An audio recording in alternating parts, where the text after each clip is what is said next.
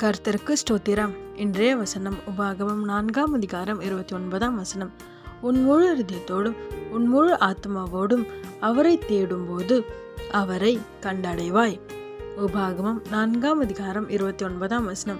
உன் முழு இருதயத்தோடும் உன் முழு ஆத்மாவோடும் அவரை தேடும்போது அவரை கண்டடைவாய். இன்னைக்கு இயேசுவா உங்ககிட்ட சொல்ற ஒரு வார்த்தை என்ன அப்படின்னா, முழு இருதயத்தோடு என்னை தேடு, முழு இருதயத்தோடு என்னை நம்பு, நிச்சயமா நீ என்னை கண்டடைவ. உன் பிரச்சனைகளுக்கு முடிவு வரும், உன் போராட்டங்களுக்கு விடுதலை கிடைக்கும்னு சொல்றாரு. ஆமென். சோர்ந்து போயிட்டீங்களா?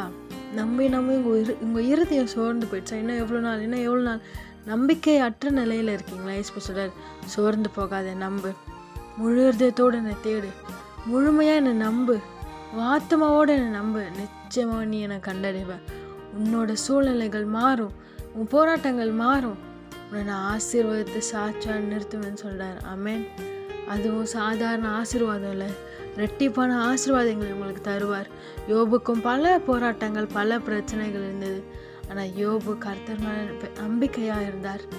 கர்த்தர் யோபுவை ஆசீர்வதித்தார். ஆமென். அதே மாதிரி உங்களையும் ஆசீர்வதிப்பார். சோர்ந்து போகாதீங்க. அவர் உங்கள் கூட இருந்து பெரிய காரியங்களை செய்து உங்களை ஆசீர்வதிப்பார். ஆமென்.